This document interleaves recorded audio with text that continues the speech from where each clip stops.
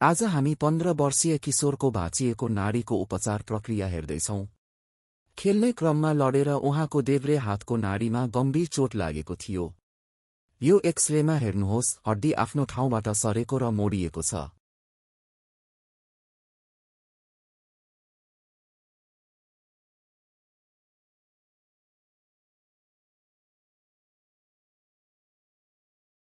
अब हामी हड्डीलाई नचिरिकन बाहिरबाटै तानेर र मिलाएर सही ठाउँमा ल्याउने प्रयास गर्दैछौं।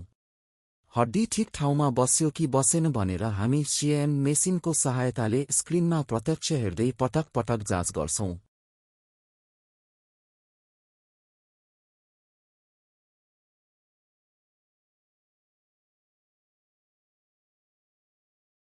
हड्डी सही ठाउँमा आएपछि त्यसलाई नहल्लिने गरी अड्याउन हामीले नाडीको छेउबाट एउटा मसिनो तार ड्रिल गरेका छौं।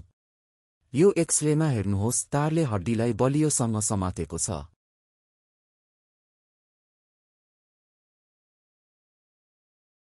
थप मजबुतीका लागि हामीले अर्कोतिरबाट पनि दोस्रो तार छिराएका छौं। दुवै दिशाबाट तार हालेपछि हड्डी अब आफ्नो ठाउँमा एकदमै स्थिर छ, जुन तपाईं यो एक्सरेमा देख्न सक्नुहुन्छ। बाहिर रहेका तारका भागहरूलाई सुरक्षित रूपमा बङ्ग्याएर र काटेर छोटो पारिन्छ।